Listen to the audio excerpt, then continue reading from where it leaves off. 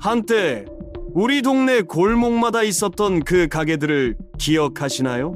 학교 앞 문방구, 동네 구멍가게, 시장 어귀의 만화가게, 그곳에는 단순한 물건 이상의 것이 있었습니다. 추억이 있었고 사람들의 이야기가 있었습니다. 하지만 어느 순간 그 가게들은 조용히 문을 닫았고 그 자리엔 편의점이나 프랜차이즈가 들어섰습니다.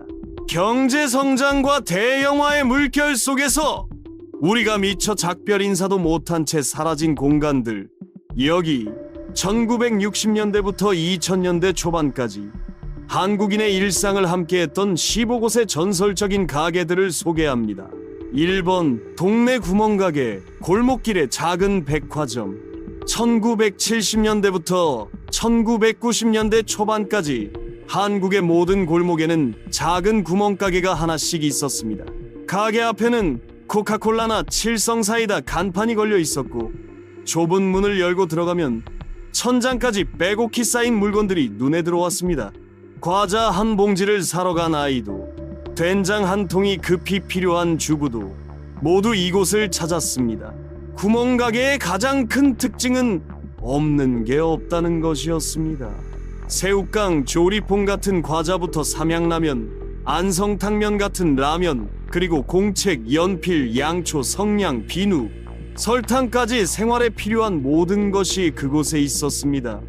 가게 한쪽 구석에는 냉장고가 있어서 시원한 하이트 맥주와 국민 음료수 바카스를 꺼낼 수 있었습니다. 아이스 케이크, 쭈쭈바, 수박바 같은 아이스크림도 빼놓을 수 없었습니다. 무엇보다 구멍가게는 외상이 가능한 곳이었습니다. 주인 아주머니는 두꺼운 외상 장부를 가지고 있었고 돈이 없으면 이름을 적고 나중에 갚을 수 있었습니다. 월급날이 되면 동네 사람들이 하나둘 찾아와 밀린 외상값을 갚았습니다. 이런 신뢰는 오랜 세월 함께 살아온 이유시기에 가능한 일이었습니다. 1980년대 후반 세븐일레븐을 시작으로 편의점이 하나둘 생기기 시작했습니다. 24시간 운영되고 깨끗하고 바코드로 계산하는 현대적인 가게였습니다. 1990년대 중반 이후 편의점은 빠르게 늘어났고 동네 구멍가게는 하나씩 문을 닫았습니다. 외상 장부도 주인 아주머니의 인심도 그렇게 사라져갔습니다. 이번 학교 앞 문방구, 아이들의 천국. 1970년대부터 1990년대까지 모든 초등학교 앞에는 문방구가 있었습니다. 수업이 끝나면 아이들은 가방을 메고 가장 먼저 문방구로 달려갔습니다. 연필 한 자루나 공책 한 권을 사러 간다는 핑계였지만 사실 그곳에서 보내는 시간은 1시간도 넘게 걸렸습니다. 문방구 아는 아이들에게는 작은 보물창고였습니다. 입구 진열대에는 반짝이는 홀로그램 스티커와 향기나는 지우개가 가득했습니다. 딸기향, 포도향이 나는 색색깔의 지우개들은 모으는 재미가 있었습니다. 한쪽 벽면에는 캐릭터 인형 모양 지우개가 줄지어 서 있었고 아이들은 용돈을 모아 하나씩 사 모았습니다. 계산대 앞 유리 진열장 안에는 딱지와 구슬이 들어 있었습니다. 두꺼운 종이로 만든 딱지는 쉬는 시간마다 친구들과 치던 놀이였고 색깔 구슬은 운동장 흙바닥에서 따먹기 게임을 할 때 썼습니다. 500원이면 딱지 10장을 살 수 있었고 1000원이면 구슬 한 봉지를 손에 쥘 수 있었습니다. 문방구 주인 아저씨나 아주머니는 아이들의 이름을 다 알고 있었습니다. 용돈이 부족하면 조금 깎아주기도 했고 새로 나온 인기 상품은 따로 챙겨두기도 했습니다. 2000년대 들어 대형 문구점 체인인 알파문구와 모닝글로리가 생기기 시작했습니다. 넓은 매장에 더 많은 종류의 물건이 있었고 가격도 저렴했습니다. 온라인 쇼핑몰도 하나둘 생겨나면서 집에서 클릭 몇 번으로 문구를 살 수 있게 되었습니다. 학교 앞 작은 문방구들은 하나씩 간판을 내렸고 지금은 거의 찾아볼 수 없습니다. 3번 만화가게. 한 권에 50원이던 시절 1970년대부터 1990년대까지 동네마다 만화가게가 있었습니다. 만화방 또는 만화책방이라고 불렸던 이곳은 청소년들의 방과 후 아지트였습니다. 학교가 끝나면 친구들과 함께 만화방으로 향했고 그곳에서 몇 시간씩 앉아 만화책을 읽었습니다. 만화방 안은 책 냄새와 약간의 곰팡이 냄새가 섞여 있었습니다. 좁은 통로 양쪽으로 높이 쌓인 책장에는 수백 권의 만화책이 빼곡히 꽂혀 있었습니다. 드래곤볼, 슬램덩크, 아기 공룡 둘리, 달려라 하니, 공포의 외인 구단 같은 인기 만화들이 줄지어 있었고, 새 책이 들어오는 날이면 아이들은 서로 먼저 보겠다고 자리 다툼을 했습니다. 요금은 한 권에 50원에서 100원 정도였습니다. 1,000원이면 하루 종일 앉아서 10권 이상을 볼 수 있었습니다. 주인 아저씨는 계산대에 앉아 돈을 받고 대여 장부에 기록했습니다. 집으로 가져가서 보려면 대여비를 내고 빌릴 수도 있었는데 이틀 안에 반납해야 했습니다. 1990년대 후반 PC방이 하나둘 생기기 시작했습니다. 스타크래프트 같은 게임이 인기를 끌면서 청소년들은 만화방 대신 PC방으로 몰려갔습니다. 2000년대 초반 인터넷이 보급되면서 집에서도 웹툰을 무료로 볼 수 있게 되었습니다. 만화방은 더 이상 경쟁력을 잃었고 2000년대 중반이 되자 대부분 문을 닫았습니다. 4번 동네 철물점. 못 하나도 구할 수 있던 곳. 1970년대부터 1990년대까지 동네마다 작은 철물점이 한두 곳씩 있었습니다. 시장 어귀나 주택가 골목에 자리 잡은 이곳은 생활 수리에 필요한 모든 것을 파는 곳이었습니다. 문짝이 삐걱거리거나 수도꼭지에서 물이 새거나 벽에 액자를 걸고 싶을 때 사람들은 가장 먼저 동네 철물점을 찾았습니다. 철물점 안은 온갖 도구와 부품으로 가득했습니다. 벽면에는 망치, 펜치, 드라이버, 톱 같은 연장이 걸려 있었고 선반에는 크기별로 분류된 못, 나사, 볼트가 작은 상자에 담겨 있었습니다. 전구, 전선, 콘센트, 수도, 배관 부품, 페인트, 붓, 자물쇠까지 없는 게 없었습니다. 철 냄새와 기름 냄새가 섞인 공간이었지만 그것이 철물점만의 독특한 분위기를 만들었습니다. 철물점 주인 아저씨는 손님이 무엇을 고치려는지 물어보고 딱 맞는 부품을 찾아주었습니다. 나사 한 개, 못 몇 개만 필요해도 친절하게 골라주었고 때로는 간단한 수리 방법까지 알려주었습니다. 개당 8원, 10원 하는 작은 물건도 기꺼이 팔았습니다. 1990년대 후반부터 대형 홈센터가 등장하기 시작했습니다. 홈플러스 이마트 같은 대형 매장 안에 생긴 홈센터는 넓은 공간에 더 많은 상품을 갖추고 있었습니다. 2000년대 들어 하나로클럽, 홈에버 같은 창고형 매장도 늘어났습니다. 동네 철물점은 가격 경쟁에서 밀렸고 하나씩 문을 닫기 시작했습니다. 5번 구멍탄 가게, 겨울 난방의 필수품. 1970년대부터 1980년대까지 겨울철 서민 가정의 난방은 연탄과 구멍탄에 의존했습니다. 동네마다 연탄 가게가 있었고 그곳에서는 연탄과 구멍탄을 팔고 집까지 배달해 주었습니다. 구멍탄은 가운데 구멍이 여러 개 뚫린 원형 연탄으로 일반 연탄보다 오래 타고 열효율이 좋아서 많은 가정에서 사용했습니다. 연탄 가게 앞에는 언제나 까만 먼지가 날렸고 쌓인 연탄 더미에서 석탄 냄새가 났습니다. 가게 주인과 배달 아저씨들은 얼굴과 옷이 온통 검은 가루로 뒤덮여 있었습니다. 겨울이 되면 가게는 하루 종일 바빴고 트럭에 연탄을 가득 싣고 동네를 돌아다녔습니다. 배달 아저씨는 지게나 리어카에 연탄을 수십 장씩 실어 날랐습니다. 좁은 골목길과 가파른 언덕길을 오르내리며 각 집 연탄 창고까지 직접 옮겨 주었습니다. 한 장에 100원에서 200원 정도였고 한 달에 수백 장을 써야 했기 때문에 겨울철 난방비는 만만치 않았습니다. 1980년대 후반부터 아파트가 늘어나고 도시가스가 보급되기 시작했습니다.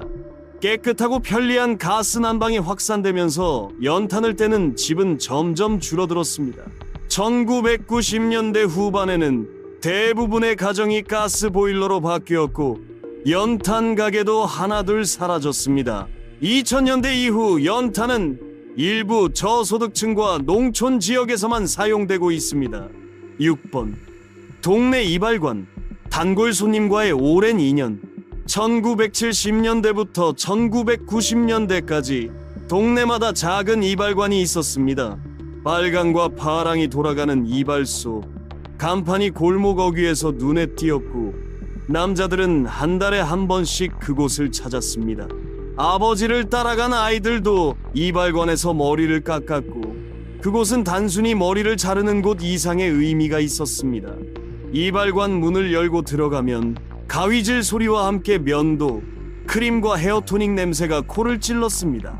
벽면에는 큰 거울이 붙어 있었고 검은 가죽 의자 두세 개가 나란히 놓여 있었습니다. 한쪽 구석에는 낡은 소파와 잡지가 있어서 대기하는 손님들이 앉아서 기다렸습니다. 이발사 아저씨는 단골 손님의 얼굴과 이름을 다 기억했습니다. 머리 스타일도 따로 물어보지 않아도 알았고 가위와 바리캉으로 능숙하게 머리를 잘랐습니다. 이발 요금은 1,000원에서 2,000원 정도였고 면도까지 하면 500원이 더 추가되었습니다. 이발이 끝나면 뒷머리를 면도칼로 다듬고 헤어토닉을 뿌려 마무리했습니다.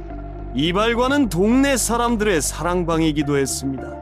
손님들은 머리를 깎으면서 동네 소식과 세상 이야기를 나누었고 이발사 아저씨는 늘 들어주는 역할을 했습니다. 1990년대 후반부터 체인형 미용실이 하나둘 생기기 시작했습니다. 준호 헤어, 이철 헤어커커 같은 브랜드 미용실은 깔끔한 인테리어와 젊은 디자이너를 내세웠습니다. 2000년대 들어 남녀 구분 없이 미용실을 찾는 문화가 확산되면서 전통 이발관은 점점 줄어들었습니다. 7번 동네 목욕탕, 온 가족이 함께 가던 주말, 1970년대부터 1980년대까지 집에 욕실이 없던 시절 동네 목욕탕은 필수적인 공간이었습니다. 주말이 되면 온 가족이 수건과 비누를 들고 목욕탕으로 향했습니다. 아버지와 아들은 남탕으로, 어머니와 딸은 여탕으로 들어가 일주일 동안 쌓인 피로를 풀었습니다. 목욕탕 입구에서 신발을 벗고 들어가면 탈의실이 나왔습니다. 나무 사물함에 옷을 넣고 열쇠를 손목에 차고 안으로 들어가면 뜨거운 증기와 물소리가 가득한 공간이 펼쳐졌습니다. 탕은 온탕, 냉탕, 그리고 때로는 약탕이나 전기탕으로 나뉘어 있었고 사람들은 뜨거운 물에 몸을 담그고 하루의 피로를 풀었습니다. 목욕탕의 명물은 때밀이 아저씨였습니다. 이태리 타월로 온몸의 때를 벗겨주는 서비스는 1,000원에서 2,000원 정도였습니다. 때가 벗겨지는 느낌과 시원함은 집에서는 절대 느낄 수 없는 것이었습니다. 목욕이 끝나면 탈의실에서 차가운 바나나, 우유나 식혜를 마시는 것이 정해진 순서였습니다. 입용료는 500원에서 1,000원 정도였고 비누와 수건을 빌리면 추가 요금을 냈습니다. 동네 목욕탕은 단순히 씻는 곳이 아니라 이웃과 만나 이야기를 나누는 사교의 장이기도 했습니다. 1980년대 후반부터 아파트가 대량으로 보급되기 시작했습니다. 집마다 욕실이 생기면서 목욕탕을 찾는 사람이 줄어들었고 1990년대 후반에는 동네 목욕탕 대부분이 문을 닫았습니다. 8번 구멍가게 앞 공중전화 부스. 1970년대부터 1990년대까지 집에 전화기가 없던 시절 공중전화는 유일한 통신수단이었습니다. 동네 구멍가게 앞, 버스 정류장 옆, 길 모퉁이마다 빨간색이나 노란색 공중전화 부스가 있었습니다. 급한 연락이 있을 때 사람들은 주머니에서 동전을 꺼내 공중전화로 달려갔습니다. 초창기 공중전화는 10원짜리 동전을 넣고 사용했습니다. 수화기를 들고 동전을 넣으면 신호음이 들렸고 번호를 누르면 상대방과 연결되었습니다. 통화 시간이 끝나면 뚝 소리와 함께 끊겼고 계속 통화하려면 다시 동전을 넣어야 했습니다. 1980년대 후반부터는 50원, 100원짜리 동전도 사용할 수 있게 되었고 1990년대에는 전화카드를 쓰는 카드식 공중전화도 등장했습니다. 공중전화 부스는 작은 공간이었지만 많은 사연이 담긴 곳이었습니다. 연인들은 긴 통화를 하며 줄을 서서 기다리는 사람들의 눈치를 받고 군인들은 휴가 나와서 집에 전화를 걸었습니다. 학생들은 친구 집에 전화해서 숙제를 물어보거나 약속 장소를 정했습니다. 1990년대 후반 삐삐와 함께 휴대전화가 조금씩 보급되기 시작했습니다. 1999년 1,000만 명을 넘어선 휴대전화 가입자는 2000년대 초반 빠르게 증가했습니다. 공중전화를 찾는 사람이 급격히 줄어들었고 2000년대 중반 이후 대부분의 공중전화 부스가 철거되었습니다. 9번 동네 세탁소, 교복을 맡기던 곳. 1970년대부터 1990년대까지 동네마다 작은 세탁소가 있었습니다. 집에서 빨기 어려운 옷이나 다림질이 필요한 옷을 맡기는 곳이었습니다. 학생들은 교복을, 직장인들은 와이셔츠와 양복을 세탁소에 맡겼고, 주부들은 이불이나 커튼 같은 큰 빨래를 가져갔습니다. 세탁소 문을 열면 특유의 세제 냄새와 섬유 유연제 향이 코를 찔렀습니다. 안쪽에서는 다리미질하는 증기 소리가 쉬지 않고 들렸고, 천장 가까이 설치된 레일에는 비닐 커버를 씌운 옷들이 주르륵 걸려 있었습니다. 주인 아주머니는 옷을 받으며 얼룩이나 손상된 부분이 있는지 꼼꼼히 확인했고 접수증을 건네주었습니다. 세탁 요금은 품목마다 달랐습니다. 교복 상하이는 2,000원에서 3,000원, 와이셔츠는 1,000원에서 2,000원, 양복은 5,000원 정도였습니다. 보통 이틀에서 사흘이면 깨끗하게 세탁되고 다림질된 옷을 찾을 수 있었습니다. 급할 때는 당일 세탁 서비스도 가능했지만 추가 요금을 내야 했습니다. 1990년대 후반부터 가정용 세탁기가 보급되기 시작했습니다. 드럼 세탁기가 등장하면서 집에서도 대부분의 빨래를 해결할 수 있게 되었습니다. 2000년대 들어서는 셀프 빨래방도 생겨났고 대형 세탁기로 이불까지 직접 빨 수 있게 되었습니다. 동네 세탁소는 점차 줄어들었고 지금은 고급 의류나 특수 세탁만 전문으로 하는 곳만 남았습니다. 골목 사진관, 가족 사진을 찍던 공간. 1970년대부터 1990년대까지 동네마다 작은 사진관이 있었습니다. 카메라가 귀하던 시절, 사진관은 인생의 중요한 순간을 기록하는 유일한 공간이었습니다. 돌잔치, 입학식, 졸업식, 가족 기념사진 같은 특별한 날이면 사람들은 사진관을 찾았습니다. 사진관 안에는 커다란 카메라와 조명 장비, 그리고 다양한 배경천이 준비되어 있었습니다. 사진사 아저씨는 손님의 자세를 잡아주고 조명을 조절하며 최고의 각도를 찾았습니다. 셔터를 누를 때 터지는 플래시 불빛인 눈이 부셨지만 그 순간이 영원히 필름에 담기는 것이었습니다. 증명사진은 사진관의 주요 수입원이었습니다. 이력서용, 여권용, 학생증용 사진을 찍으러 오는 사람들이 끊이지 않았습니다. 촬영 후 며칠 기다리면 현상된 사진을 받을 수 있었고 요금은 니컷에 5,000원에서 10,000원 정도였습니다. 급하면 당일 현상도 가능했지만 비용이 더 들었습니다. 사진관 한쪽에는 암실이 있어서 필름을 현상하고 인화하는 작업이 이루어졌습니다. 약품 냄새와 빨간 조명 아래에서 사진이 천천히 떠오르는 과정은 신비로웠습니다. 1990년대 후반 디지털 카메라가 등장하기 시작했습니다. 2000년대 들어 카메라폰과 스마트폰이 보급되면서 누구나 언제 어디서든 사진을 찍을 수 있게 되었습니다. 즉석 사진 인쇄기와 셀프 사진관이 생겨났고 전통적인 동네 사진관은 하나둘 문을 닫았습니다. 동네 비디오 가게, 주말 밤의 설렘. 1980년대 후반부터 1990년대까지 동네마다 비디오 대여점이 있었습니다. 금요일 저녁이 되면 가족들은 주말에 볼 영화를 빌리러 비디오 가게로 향했습니다. VHS 비디오 테이프가 빼곡히 꽂힌 선반 사이를 걸으며 영화를 고르는 시간은 주말의 시작을 알리는 설렘이었습니다. 비디오 가게는 벽면 전체가 영화 포스터와 비디오 케이스로 채워져 있었습니다. 신작 코너에는 개봉한 지 얼마 안 된 영화들이 줄지어 있었고 인기 영화는 대여 중이라 빈자리인 경우가 많았습니다. 가족 영화, 액션, 멜로, 코미디, 공포 등 장르별로 분류되어 있었고 뒷면의 줄거리를 읽으며 무엇을 빌릴지 고민했습니다. 대여료는 신작이 2,000원에서 3,000원, 구작은 1,000원 정도였습니다. 하룻밤 대여가 기본이었고 다음날 저녁까지 반납해야 했습니다. 늦으면 연체료가 붙었기 때문에 사람들은 시간을 꼭 지키려 애썼습니다. 회원카드를 만들고 신분증을 맡기는 것이 일반적이었습니다. 주말 저녁 온 가족이 거실에 모여 비디오를 틀고 영화를 보는 시간은 특별한 추억이었습니다. 리모컨으로 되감기와 일시정지를 하며 함께 웃고 울었습니다. 2000년대 초반 DVD가 등장하면서 비디오 가게는 DVD 방으로 전환했습니다.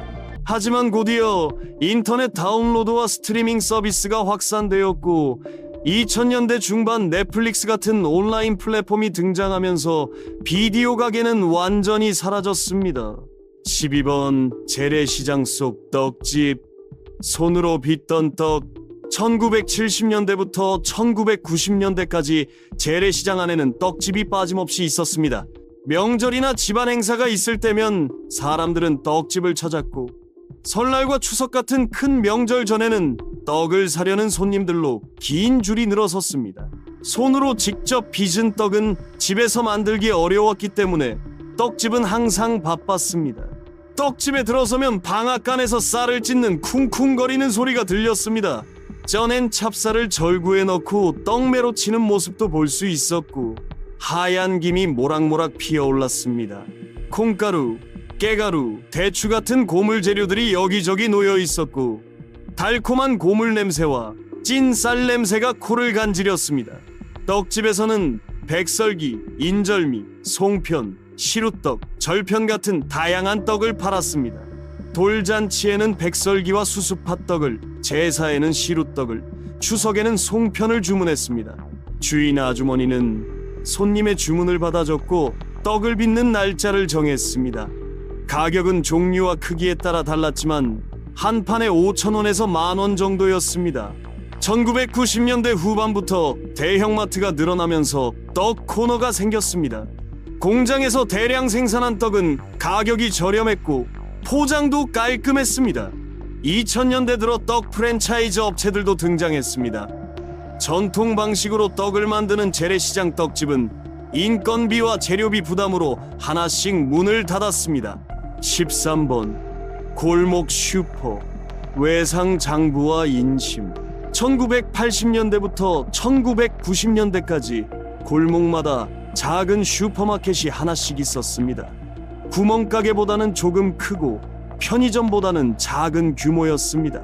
냉장고와 진열대가 있어서 더 많은 종류의 식료품과 생활용품을 팔았고 동네 사람들은 장을 볼 때 가장 먼저 골목 슈퍼를 찾았습니다.